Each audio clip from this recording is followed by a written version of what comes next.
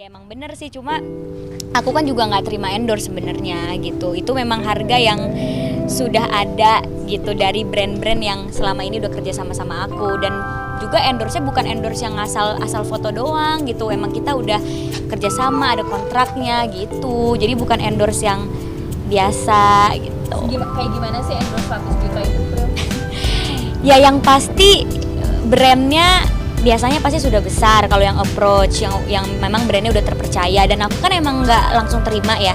Jadi aku cek dulu produknya, terus apakah produknya bisa aku pakai. Karena kalau produknya nggak bisa aku pakai, aku kesannya kayak bohong sama publik kan kalau misalnya nge-endorsein atau ngepromoin produk itu. Jadi aku benar-benar pilih-pilih banget, makanya mungkin keluarlah harga itu karena memang aku orangnya pilih-pilih dan produknya nggak sembarangan, dan beneran aku promoin karena itu barang aku pakai gitu.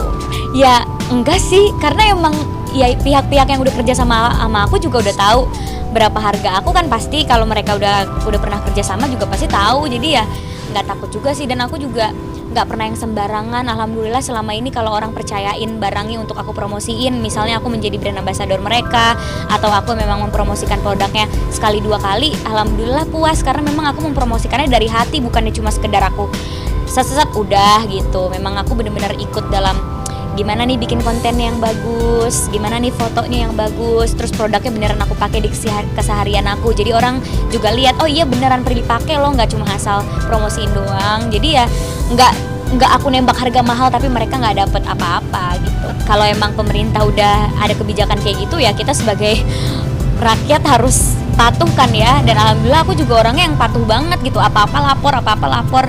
Terus kalau misalnya ternyata endorse ada pajaknya, ya udah mau nggak mau kita juga bayar pajak di situ gitu. Kalau aku naikin harga itu bukan karena aku harus bayar pajak ya.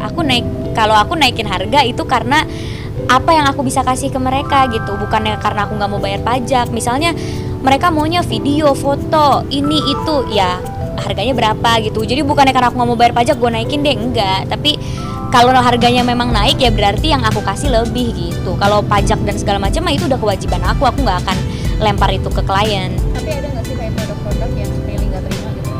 Banyak. Apa ya? Ya produk yang kayaknya nggak cocok aja gitu sama aku. Banyak sih, kayak aku nggak ngerasa kayaknya aku bisa pakai produk itu di keseharian aku. Jadinya kalau aku promosiin nanti aku kelihatannya kayak bohong gitu kan, atau nggak cocok sama image aku gitu, atau permintaannya terlalu banyak gitu.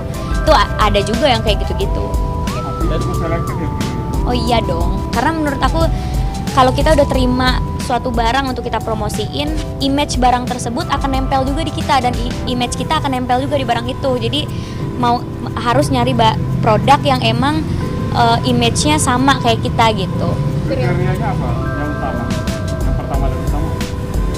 Ya yang pasti have a good image aja sih.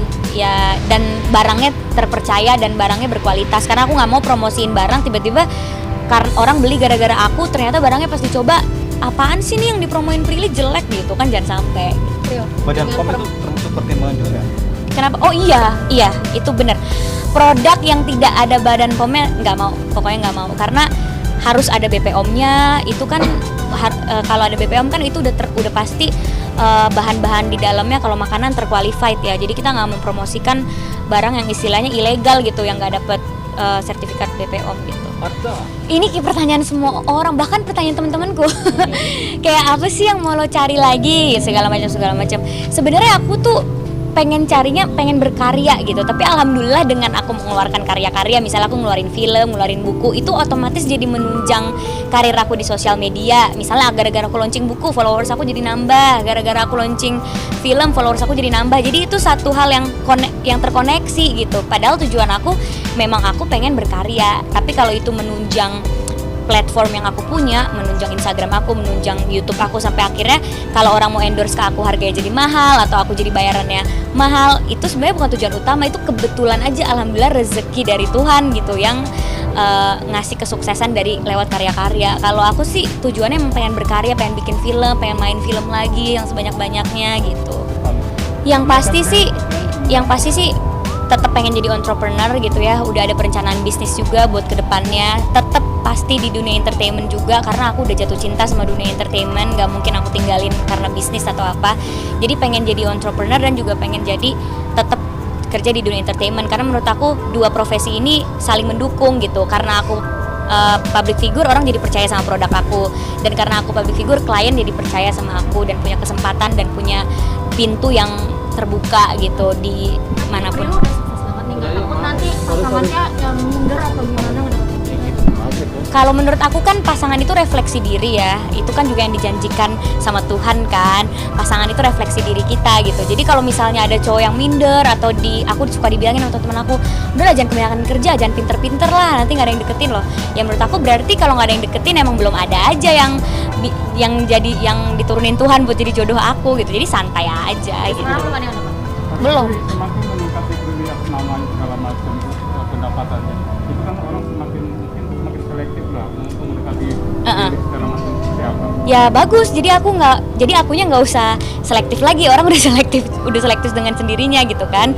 Dan dengan begini kan orang juga tahu gitu kalau ngedeketin aku kan nggak asal ngedeketin untuk main-main, tapi memang untuk hubungan yang serius dan harus bekerja keras lagi gitu. Aplikasi cari jodoh, kayak depresi ya, kalau itu enggak kayak depresi juga sih, cuma banyak teman-teman aku yang pakai juga sih, cuma biasanya pakai itu kan ya karena iseng aja. Kalau aku pakai itu takut nanti kalau ketemunya.